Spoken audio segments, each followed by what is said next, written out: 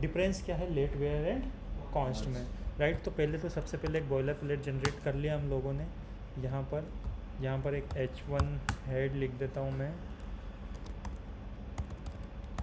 Difference between let var and const. आज मुझे याद दिला देना है, साइड में ड्राइव पे डाल दूंगा आप लोगों को, ठीक। क्या करना है, स्क्रिप्ट नहीं, उससे फ़र्क नहीं पड़ता, वहाँ भी हो जाती है, पर बेटर है कि नीचे ही ऐड करो। जब भी जेएस फाइल मुझे अगर ऐड करनी हो तो क्या यूज़ करेंगे हम, स्क्रिप्ट src, और क्या करेंगे, जेएस फाइल को यहाँ पर ऐड कर लेंगे। अगर आपने index.js नाम से कोई फ़ाइल बनाई और आप उसको index.html में ऐड करना है तो आप लोग क्या यूज़ करोगे, स्क्रिप्ट टैग यूज़ करोगे। बॉडी के अंदर स्क्रिप्ट टैग यूज़ किया और आपने फाइल का यहाँ पे URL दे दिया, जो कि है क्या है हमारा index.js। सिंपल सी कहानी। इस फाइल को क्या कर लेते हैं हम, लाइव कर लेते हैं।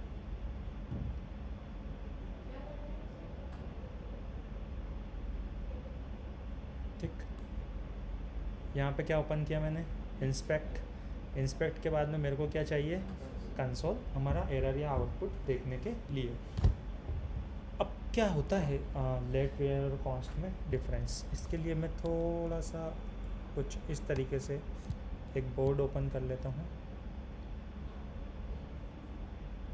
समझो। मान के चलो कि ये मेरी स्क्रीन है जहाँ पे मेरा सारा कोड लिखा हुआ है, राइट। अब यहाँ पे 3 कीवर्ड जिनके बारे में हम बात करने वाले हैं, वेयर, लेट एंड कॉस्ट। सबसे पहला डिफरेंस, सबसे पहला आपका वेयर था, लेट और कॉस्ट आपका 2015 में ऐड किया गया। कब ऐड किया गया, 2015 में। तो मैं यहाँ पर नीचे लिख रहा हूँ, वेयर तो से पहले से था आपका, लेट और कॉस्ट की अगर आप बात करोगे तो ये कब ऐड किया गया आपका, 2015 में। ECMAScript नाम से आपकी कमेटी होती है जावास्क्रिप्ट की, क्या नाम है उसका, ECMAScript, जो क्या करती है, अपडेट करती है। किसी भी लैंग्वेज को अपडेट करने के लिए उसकी एक कमेटी होती है, तो ये कमेटी क्या करती है, जावास्क्रिप्ट को अपडेट करती है, राइट। तो लेट और कॉस्ट कब आया आपका, 2015 में, और वेयर आपका पहले से था। अब कुछ तो रीज़न होगा कि लेट और कॉस्ट आया है, कोई तो रीज़न बना होगा कि लेट और कॉस्ट आया है, पहले वेयर था तो उसकी क्या प्रॉब्लम थी, उस चीज़ को भी अपन समझेंगे। और ये डिफरेंस आप हमेशा देखते चलोगे, ये फंक्शन पढ़ेंगे तब भी ये डिफरेंस देखेंगे, और हम कंडीशंस पढ़ेंगे तब भी इसके बीच में आपका एक डिफरेंस देखेंगे, समझ गए। फॉर एग्जांपल लाइन नंबर 1 पे मेरा कोड लिखा हुआ है, वेयर ए इक्वल टू, मैंने कितना लिख रखा है यहाँ पर, 100, ठीक है। तो क्या होता है कि मैं अगर चाहूँ लाइन नंबर 2 पे, तो मैं क्या कर सकता हूँ, वेयर ए इक्वल टू वापस ऐसा लिख सकता हूँ। अब यहाँ पर चीज़ समझना, मैंने एक चीज़ समझाई आपको, इक्वल क्या होता है आपका, असाइनमेंट ऑपरेटर। तो ए को आपने कितना असाइन किया, 100 असाइन किया। और जब मैं सिर्फ इतना लिखता हूँ, फॉर एग्जांपल मैंने लिखा वेयर बी, तो आप यहाँ पे कर रहे हो वेरिएबल को डिक्लेयर, वेरिएबल को क्या कर रहे हो आप, डिक्लेयर। तो इसको क्या बोलेंगे हम, डिक्लेयर करना, डिक्लेरेशन करना है, डिक्लेयर करना है। यहाँ पे आपने क्या किया, उसको असाइन की वैल्यू। बट अगर सिर्फ आपने कोई मेमोरी बनाई है, सिर्फ मेमोरी अगर आपने क्रिएट की है, तो उसको क्या बोलेंगे हम, वेरिएबल को डिक्लेयर करना। आपने कोई मेमोरी बनाई है मतलब आपने एक वेरिएबल डिक्लेयर किया है, उसको कोई वैल्यू असाइन नहीं करी। यहाँ पे आपने क्या किया, वेरिएबल को वैल्यू असाइन करी है, राइट। तो यहाँ पर एक चीज़ नोटिस करो, लाइन नंबर 1 पे मैंने वेरिएबल डिक्लेयर भी कर दिया और उसको वैल्यू असाइन भी कर दी, राइट। दिख रहा है आपको, लाइन नंबर 1 पे मैंने वेरिएबल डिक्लेयर भी कर दिया और उसको वैल्यू असाइन भी कर दी, राइट। लाइन नंबर 2 पे मैंने फिर सेम वेरिएबल को असाइन भी कर दिया और डिक्लेयर भी कर दिया, नेम उसको वैल्यू दूसरी असाइन कर दी मैंने, पर मैंने उसको असाइन भी किया और रीडिक्लेयर कर दिया। अब देखते हैं क्या किया हम लोगों ने। यहाँ पर मैं गया, वेयर ए इक्वल टू मैंने कितना किया, 100, कंसोल करके देखेंगे हम लोग, कंसोल डॉट लॉग किसको करना है मेरे को, ए को। तो यहाँ पे आउटपुट आपको कितना देखने को मिल रहा है, 100 देखने को मिल रहा है, राइट। फिर मैंने क्या किया, अगेन मैंने वेयर ए लिखा और इसको वैल्यू कितनी असाइन कर दी मैंने, 200।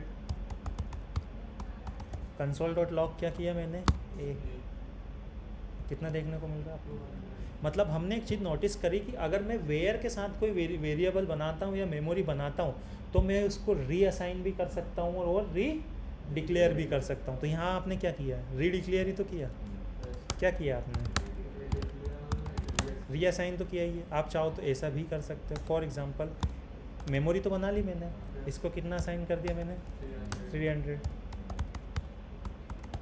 कंसोल डॉट लॉग ए, तो कितना प्रिंट हो रहा है आपका, 300। मतलब आपने क्या किया, री असाइन।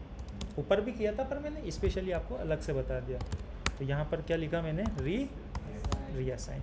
मतलब वेयर के साथ आपने एक चीज़ देखी जो मैं यहाँ पे लिख सकता हूँ मैं, with the help of var keyword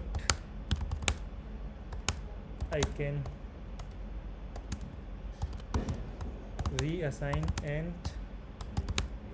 redefine या redeclare the variable। क्या कर सकते हैं, वेयर से कीवर्ड से अगर आपने कुछ बनाया है मेमोरी तो आप उसको रीअसाइन भी कर सकते हो और रीडिक्लेयर भी कर सकते हो। ये चीज़ मुझे लगता है कि आपको समझ में आ गई होगी, राइट। अब क्या होता है, एक चीज़ और समझ लो यहीं पर वेयर के साथ। फॉर एग्ज़ाम्पल अब यार मैंने यहाँ लिख दिया तो मैं ये ज़ीरो मान के चलता हूँ कि ये ज़ीरो लाइन है, मैंने 1 2 3 नीचे लिख दिया, इसलिए मैंने वेयर से मेमोरी बनाई कहाँ पर, कौन सी लाइन पे, फर्स्ट लाइन पे। अब ये मान के चलो कि ये ज़ीरो वाली फर्स्ट है, बाकी सेकंड थर्ड आगे बढ़ती जा रही है। बट मैं कंसोल कहाँ कर रहा हूँ उसको, ऊपर, बनाने से ऊपर। मैंने कंसोल कहाँ किया, बनाने से ऊपर। मतलब फॉर एग्जांपल ये मान के चलो कि मैंने 100 नंबर की लाइन पे तो वेरिएबल को बनाया है, मेमोरी बनाई है वेयर के यूज़ करके, बट उसको कंसोल कहाँ कर रहा हूँ मैं, बनाने से ऊपर। तो अब इसका जो आउटपुट आपका आएगा वो आएगा अनडिफाइंड। क्या आएगा, अनडिफाइंड। एक चीज़ याद रखना, ये एक अलग टॉपिक है फिर आगे जाके कि how does JavaScript engine works and stack वगैरह में चीज़ें कैसे आती है, तो वो एक डिफरेंट टॉपिक है। बट अभी आपको ये पता होना चाहिए कि अगर मैंने कोई वेयर कीवर्ड से मेमोरी बनाई है और उसको बनाने से ऊपर अगर मैं कॉल कर रहा हूँ तो उसका क्या आपका आउटपुट निकल कर आएगा। बाकी वो क्यों आता है इस बारे में फिर हम डिस्कस करेंगे बाद में, ठीक है। तो हमने लाइन नंबर 2 पे मेमोरी बनाई है, राइट, या मैंने 6 पे कर दिया उसको कन्वर्ट। मैं उसके ऊपर उसको क्या कर रहा हूँ, कंसोल, किसको, ए को। क्या आ रहा है आपका, अनडिफाइंड। एक चीज़ याद रखना, वेयर कीवर्ड के साथ अगर आप मेमोरी बनाओगे तो आप उसको रीअसाइन भी कर सकते हो और री डिक्लेयर भी कर सकते हो। और अगर उसको बनाने से ऊपर कंसोल करने जाओगे तो क्या आएगा आपका आउटपुट, अनडिफाइंड आएगा। दोनों लाइन बोल के बताओ कि with the help of var keyword we can reassign and redefine the memory, and if we call variable upper on the declaration then it will give us undefined। क्या देगा हम लोगों को, ये undefined देगा, राइट। तो ये चीज़ समझ में आ गई। आपको 2 लाइन बोलनी है कि अगर बनाने से पहले कॉल करोगे तो undefined आएगा, राइट। और दूसरी चीज़ क्या कि इससे रीडिक्लेयर भी कर सकते हो, रीअसाइन भी कर सकते हो। अब बात आती है, फॉर एग्ज़ाम्पल यहाँ पर मेरी लाइन चली 100 मान के चलता हूँ मैं, लेट नाम से मैंने कोई मेमोरी बनाई, लेट बी नाम से, और इसको मैंने कोई वैल्यू असाइन कर दी।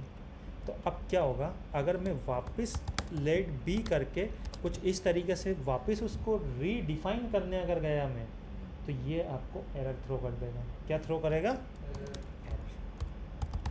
रेफरेंस एरर ये आपको थ्रो कर देगा। तो फिर क्या कर सकते हैं सर, आप सिर्फ इतना कर सकते हो कि उसको रीअसाइन कर सकते हो, रीडिक्लेयर नहीं कर सकते। क्या नहीं कर सकते, रीडिक्लेयर नहीं कर सकते। देखते हैं मशीन क्या बोलती है। लेट बी नाम से मैंने एक मेमोरी बनाई इसको कोई वैल्यू असाइन करी मैंने, कोई आया क्या क्लास में? नहीं। हमने कोई मेमोरी असाइन कर दी, राइट? समझते जाना, जिसको जहाँ डाउट लगे पूछ लेना, ऑनलाइन वाले बच्चे भी। फिर हमने क्या किया, हम वापस गए लेट बी इक्वल टू, जैसे ही मैंने बी लिखा आपको एरर देखने को मिल रहा है। और इधर भी देखोगे तो identifier b has been already declared, कि बी से आपका वेरिएबल ऑलरेडी क्या हो चुका है, डिक्लेयर हो चुका है। इधर आ जाओ, ऐसी का इशू आ रहा हो तो ठीक है, तो ठंड लग रही है तो फिर मतलब हम ये तो नहीं कर सकते, एरर आएगा हमारे पास, ठीक है। तो हम क्या कर सकते हैं, इतना ज़रूर कर सकते हैं, हम रीअसाइन कर सकते हैं। ये इंटरव्यू के क्वेश्चन हैं, याद रखना। तो हम यहाँ पर क्या लिख देंगे, with the help of let keyword we can't redefine but can reassign, ठीक है। ये चीज़ आपको समझ में आ गई। बट अगर आपने जहाँ बनाया उसके ऊपर उसको अगर आप ऊपर कॉल करने गए, फॉर एग्जांपल लाइन नंबर 20 पे आपने वेरिएबल की मेमोरी बनाई लेट के साथ, और अगर आप उसको कॉल करने गए कहाँ पर, console.log लाइन नंबर 19 पर, तो यहाँ पे क्या आ रहा है आपको, can not access b before initialization, ठीक है, कि आप उसको इनिशियलाइज करने से पहले क्या नहीं कर सकते, एक्सेस नहीं कर सकते। तो वेयर के साथ क्या था, अनडिफाइंड आ रहा था। बट जैसे ही आपने क्या किया, लेट यूज़ किया, तो जैसे ही आपने लेट यूज़ किया तो क्या आउटपुट देखने को मिल रहा है आपको, एक एरर देखने को मिल रहा है कि आप मेमोरी को इनिशियलाइज करने से पहले उसको कॉल नहीं कर सकते। बात क्लियर है? और वेयर अगर होता तो क्या आता हमारा, अनडिफाइंड आता। बट लेट के साथ क्या आया हमारा आउटपुट, एरर आया। वो भी क्या आ रहा है कि बिफोर इनिशियलाइजेशन आप उसको एक्सेस नहीं कर सकते, रेफरेंस एरर आपको देखने को यहाँ पर मिल गया। तो इस बात में कोई दिक्कत किसी को?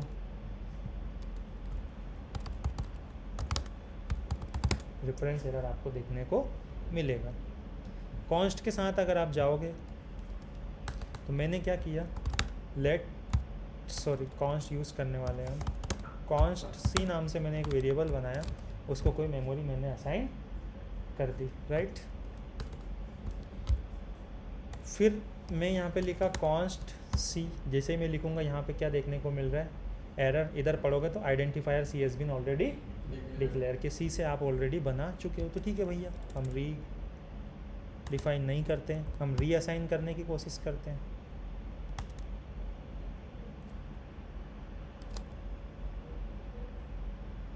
इधर देखो, आपको एक एरर देखने को मिल रहा है, असाइनमेंट टू कंस्टेंट वेरिएबल, मतलब आप इसको चेंज नहीं कर सकते, आप उसको रीअसाइन भी नहीं कर सकते, ना तो रीडिफाइन कर सकते ना रीअसाइन कर। इधर तो आपको कुछ नहीं देखने को मिला, बट जब इधर देखोगे आप आउटपुट में कंसोल के अंदर, तो आपको एक एरर देखने को मिल रहा है कि assignment to constant variable. Constant मतलब कांस्टेंट, कॉन्स्ट मतलब कांस्टेंट, कि आप उसको ना तो रीअसाइन कर सकते, ना आप उसको री डिक्लेयर कर सकते, ना रीअसाइन कर सकते, ना री डिक्लेयर कर सकते।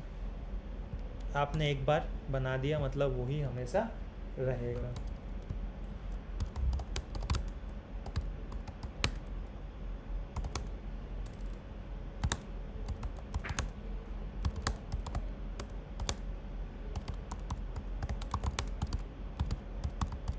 ना तो हम उसको रीअसाइन कर सकते, ना री डिक्लेयर कर सकते।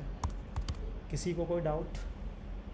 लेट, वेयर और कॉन्स्ट में मैंने दो प्रकार के आपके डिफरेंस बताए, कि एक तो मेमोरी को बनाने से पहले ऊपर कॉल करने पे क्या आउटपुट आएगा आपका, प्लस जिनमें डिफरेंस क्या है तीनों में। तो वेयर के साथ अगर आप जा रहे हो तो वेयर में क्या होगा, आपका रीअसाइन भी कर सकते हैं और री डिक्लेयर भी कर सकते हैं। बट अगर आप लेट के साथ गए तो क्या होगा, आप री डिक्लेयर नहीं कर सकते बट रीअसाइन कर सकते हैं।